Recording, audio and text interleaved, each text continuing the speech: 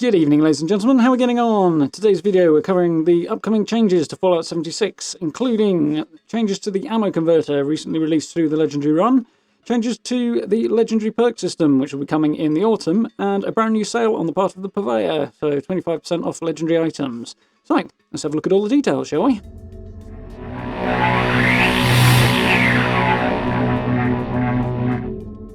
Welcome to another Inside the Vault. This week we are sharing info on upcoming changes for the ammo converter. We're kicking off a new phase of PTS playtesting, as well as a new legendary sale on the part of the purveyor. And we are welcoming Xbox Game Pass members to Fallout 76. So, some good stuff starting this week, and more good stuff on the horizon, which is really good to hear about. Nice to see Bethesda as usual, but always good to see nonetheless, responding to community feedback regarding a few things we'd like to see improved. So, first and foremost on that front is upcoming changes to the ammo converter. So when this was released with the Legendary Run patch 20 last week, obviously the feedback to that was that it was a drag to use and not very efficient and generally not very effective and underwhelming for most players. So Bethesda have taken this on board and have a number of good changes. They did kind of say a little bit about this during the week, but we have a few more details as to exactly what that entails here. So, we've been reading community feedback about the ammo converter after we released it as a rank-up reward in the Legendary Run. I'm pleased to let you know that we are planning to bring improvements to it in our next major patch, so that'll be patch 21, which is due out at the beginning of August. The ammo converter was originally intended to help you exchange ammo looted during a play session for your preferred type of ammo. When the ammo converter launched at the start of Season 1, however, we saw that it wasn't meeting the needs of our late-game players. Not really meeting the needs of anybody, from what I can tell, apart from a few lucky individuals with specific builds. Many of them had thousands of rounds of ammunition banked, and exchanging it for something else became a slow and tedious process. Yep, in a nutshell. We are looking to make the following changes to help smooth out the experience of getting ammo you need from the converter. So, basically dealing with the fact it's tedious, time-consuming, and not very efficient. And the exchange rates are pretty terrible, to be honest, so all of that should be improving with these changes. So, first up, more ammo per exchange. We're adding options to buy and sell 10 times and 100 times the normal amounts of ammo so that you can exchange larger stacks more quickly. So that's a big change. Basically makes it more efficient, as I say, and when you want to change anything more than just like a small handful as it currently is, that's a real drag, so this will certainly speed that up, which is great. Fewer button presses. So that's another big issue. At the minute, you have to hop backwards and forwards through a lot of menus. It's not quite so terrible if you're using a controller, but particularly for those using keyboard and mouse, it's a real drag. So this is a good change. Buying and selling is being incorporated directly into the terminal page for each ammo type, which means there will be one less screen for you to click through while exchanging your ammo.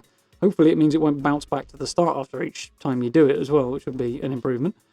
Combined with the increased exchange amounts above, you'll be able to convert more ammo with less flipping through terminal menus. In short, just what we need for changes to this particular system. Very good. An increased ammo points cap, which is also a nice little bonus, I think. You'll be able to save up many more ammo points for a rainy day because we're increasing the maximum amount you can store from 2,000 to 100,000. So that is a massive jump. It means if you don't need ammo at any point in time, rather than having it clutter up your stash and then doing it a little at a time, you'll be able to build up a massive number of those points, just turn them in, get them out of your stash, and then when you're ready to claim larger amounts of ammo back, if the type that you actually need, you'll be able to get more in one go, more quickly with all these changes. So, very much positive change and a big step in the direction that the community was asking for. I did wonder whether or not there might be balance issues with this, but obviously Bethesda are comfortable with the changes they're making, or they wouldn't be making them, so it looks like, hopefully, switching out that useless ammo for something more useful will be much more viable than it has been in the first week. But we have a few weeks to wait before this comes in, as I say, because it will be coming with patch 21, which is at the beginning of next month. We hope these adjustments will help those of you with lots of ammo in storage swap it more effectively once our next update arrives. Okay, so as mentioned last week, Fallout 76 is now available via Xbox Game Pass. So that goes live today. Fallout 76 is officially available through Xbox Game Pass. Console members are now able to play Fallout 76 on Xbox One for free. Game Pass for PC members can take on the Wasteland through the Windows 10 store, which basically is the same as using any other launcher, it's just another launcher option. And Game Pass Ultimate members can play using either Xbox One or Windows PC, so you'll be able to hop between the two systems if you would like to, if you're a Game Pass Ultimate member, which is cool. Gives those individuals, at the very least, a degree of, not exactly cross-platform play, but the ability to move cross-platform, which is not quite what we'd all like. Crossplay, obviously, I think is what we'd like to see become the norm, but it's a small step in that direction. So it's something rather than nothing, I suppose. Better than a poke in the eye with a sharp stick, as they say. So we'd like to give a very warm welcome to those of you who will be stepping into Appalachia for the first time today. If you're one of the more experienced adventurers, we hope you'll keep an eye on Vault 76 and lend a hand to those new dwellers who are fresh out of the vaults. To catch additional details on the Windows 10 store version of 76, you can read last week's Inside the Vault, and you can learn more about Xbox Game Pass by heading here. So these two links obviously in this particular post, which will of course be linked down in the description. So yeah, for those of you who are on PC and maybe considering using the Windows 10 store and the Xbox Game Pass option, if you're already playing, I would probably say don't bother changing. You're basically going into the same set of worlds anyway you would be through a different launcher, but you won't be able to transfer things like atom balances or Fallout First memberships. So the items you've bought with those things you'll keep, but the actual value of them, the amount of currency you've got saved up, will not transfer. So you're probably better off staying where you are, as you're going to be in the same environment anyway. But of course, if you've got Game Pass Ultimate, then you can hop between PC and Xbox at will from the look of this. I would imagine once again your atom balance, for example, won't transfer across, but it's an option. It's good to see more ways of playing coming in. Should also bring some new players into the game as well, which is always a good thing. So, try a Colossal Problem in the PTS. For those of you who are on PC, once again, the PTS is open to everybody. It's, as per, not on console, so PC players only, but we've just reopened the public test server with update 21 so that you can do some playtesting, report bugs, and share your feedback with us before we release the patch in August. While update 21 primarily includes bug fixes, we've also re-enabled a new public event, a Colossal Problem, in the PTS. So this was working reasonably well last time, but they wanted to improve sort of how well it ran. So they've obviously done some work and they're wanting to test it some more. Definitely good to get a last bit of testing in for that. So since a Colossal Problem requires a nuke to begin, it's a new nuke-based event, we've added automatic nuke launches to the PTS, starting at 12 PM Eastern Time each day. A nuke will automatically drop on Monongah Mine. A new one will launch every 4 hours after that, so you can better coordinate and team up with other players as you head into the depths of the mine. So this only applies to the PTS. Once it goes live on the main servers, you'll still have to do the whole launch a nuke thing. But for the PTS at least, it'll basically be running every 4 hours. Whether or not you'll be able to launch additional nukes to get the event to spawn more often, I don't know. I would imagine so. But it basically gives more people the opportunity to playtest this new event more often, which is a good move. And as I say, once it goes live on the main servers, the 4-hour nuke drop thing won't continue. You'll have to go right the way through the silo and launch a nuke to start the event. We also re-enabled legendary perks in the PTS, which brings 15 new legendary perk cards and design changes that we've implemented since the system was last available for playtesting. Whilst legendary perks will not be included in Update 21, they're actually aiming for a September launch on that for Update 22, my personal guess being later in September, so we're probably looking at about two and a bit months, I think, before that happens. We would greatly appreciate your feedback as we continue to work on them. So yeah, they've got a new version, some changes, and they want some feedback on that so they can continue to change it and improve it, because the initial feedback on legendary perks were not that impressive, to be honest. So if you own Fallout 76 on PC through the Bethesda Net launcher, we would love to hear your thoughts on a Colossal Problem and legendary perks. If you participate and have feedback or bug reports, share with them on the PTS forum. So there's a link here that goes over to a forum post which gives more details on the changes they've made to legendary perk systems. So let's have a look at where that is for the moment. Okay, so the changes they've made here, or this post rather on the forum, covers the changes they've made for this iteration of the legendary perk system. So with our latest round of updates, we are adding 15 new perk cards, removing a few that didn't receive positive feedback, and making an adjustment to perk card scrapping. So the change to perk card scrapping is that in the last PTS, players felt forced into scrapping their golden perk cards because they offered more perk coins than other cards. We don't want you to have to scrap your collection of golden cards, so they will now award the same amount of perk coins as a normal perk card when scrapped. So those golden cards are basically funnily enough, golden cards, the ones with animated Vault Boy images on them for the perk card, rather than the regular version of it, which is a static image. Doesn't make any difference, doesn't give you any extra power, they're just kind of a nice collector's item, basically. Some people obviously have been collecting those and felt that because of the additional bonus for turning it in, they wanted to claim that extra bonus rather than not doing so, so they felt pushed into getting rid of something they would have preferred to keep. This is a little change so that it doesn't make any difference. You can keep those and scrap the other ones instead that are more bland. It's a relatively small change, doesn't make a big deal of difference in my opinion, but for those who are into collecting these things, they won't feel so much like they're handicapping themselves by doing so. So probably a good little change. So the new legendary perks. They're planning to add 15 new perk cards into the game. Here are a few that they wanted to highlight, but be sure to head into the PTS to try the rest out. So, legendary special perks. We've added a new legendary perk card for each special attribute that will increase your stat in the chosen category, allowing you to equip additional normal perk cards. These cards can be upgraded to increase the stat bonuses they offer. While each attribute still caps at 15 points, these new perk cards can help you round out your character build. So if you've already maxed something out, there wouldn't be any point in using it on that maxed out stat because you won't gain any benefits. But for the ones you haven't maxed out, it gets you additional perk cards that you can slot, additional regular perk cards. So for example, if you've got a build that has strength, perception and intelligence maxed out, your other stats will be at a lower level.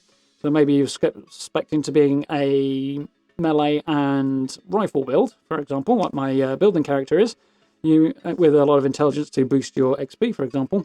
You might find you want to put some extra perks into your endurance or into your luck, for example, or your agility if you want to go down the stealthy route. This will now allow you to basically equip some additional perk cards, which is cool, and will definitely make your character more powerful. Obviously, I have mixed feelings on whether or not making characters more powerful is necessarily a good thing, but I'll hold off on making a finalised judgment until I say one Wasteland later in the autumn, really. So we have to see how that balance change is going to affect things. So, Master Infiltrator is a cool-looking new perk card they've added to the legendary system. Frequent requests from the community, this legendary perk card will allow you to automatically pick locks and hack terminals, and it can be upgraded to auto-unlock higher-level locks and terminals. So much like the regular ones, except in this case, when you approach, it'll just automatically unlock it, bypassing the mini-game. So the mini-game's nice and stuff, but once you've been playing for quite a while, it does get a bit repetitive. So it would be nice to have a way of just doing it a bit more quickly and just getting on with it. So I think that'll appeal to a lot of people. Kind of a convenience perk card more than anything, but a nice little addition nonetheless. An Ammo Factory, in short, will increase your ability to produce ammo when you're crafting it. Already you can use Ammo Smith and Super Duper to produce additional amounts of ammo when you craft it. Ammo Factory will basically allow you to produce even more. Simple. Following community feedback from last PTS, we're removing Botany Buddy, Thin Skinned, Suited Up, and Heavy Duty from the legendary perk lineup. Basically, they were disappointing, nobody was very impressed with them, so they're ditching them. Okay, last time legendary perks were available, this is the bit I don't quite get, we implemented design changes that allowed players to pay 1 perk coin to swap a legendary perk selection without needing to wait until they unlocked a new legendary perk slot. We also added the ability to save legendary selections even if the player hadn't filled all of the available slots. These changes are still available in addition to everything else mentioned above. So, from what I take from this, once you put a legendary perk in, you won't be able to change it, or previously you weren't able to change it until you hit the next milestone. So you wouldn't be able to remove it and put something else in its place, like you can with regular perk cards. It looks like this change was intended to allow you to pay 1 card point, the equivalent of scrapping 1 card, I think, and then change it at will for a small cost.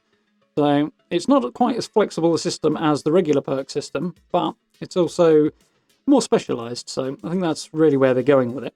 It does mean you have the option to change it on the fly a little bit more than was previously available, and apparently this change came in on the last version of the legendary perk system, and it is continuing on, so clearly it was popular.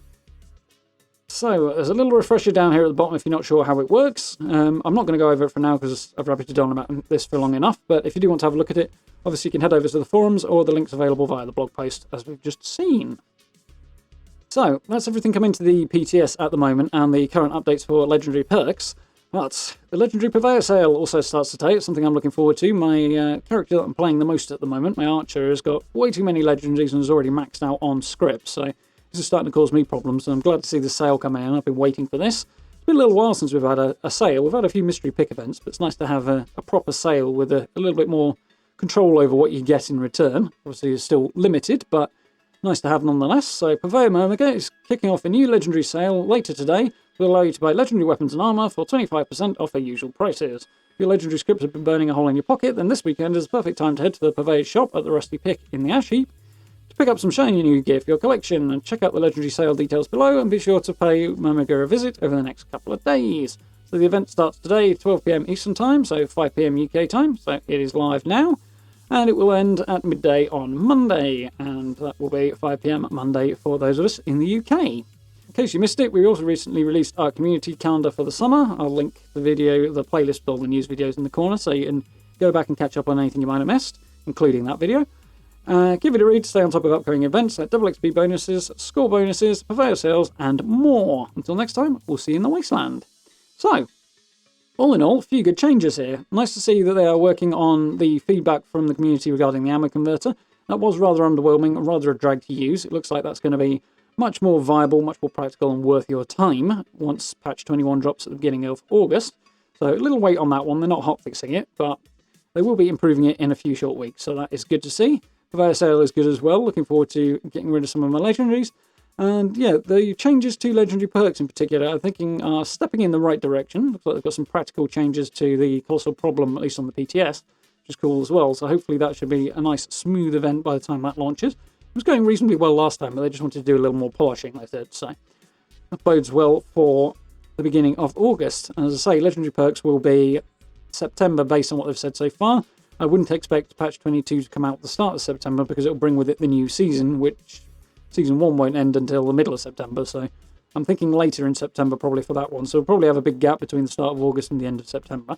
But good changes coming up. And then, of course, following all that, later in the autumn, will be the autumn series of updates that they announced in the roadmap that we covered, as I say, in a video somewhere up here, a little while ago. So lots of cool changes coming. Good to see. Short term, a few very, very cool things coming with the next patch. Longer term, they're working on it, which is good, moving things in the direction the community is requesting. So, all in all, positive changes. A little bit of a wait before some of my personal favourites come in and some of the things I think we're most excited for. But it will be cool to see that they sort of hopefully, as Bethesda have said since day one their intention was, designed in conjunction with player feedback and community requests, that sort of thing. So, all in all, very cool. Definitely hope you guys enjoyed this video. Hope you found it useful and informative. I'd very much like to hear your thoughts down in the comments below. Do let me know what you think about the changes.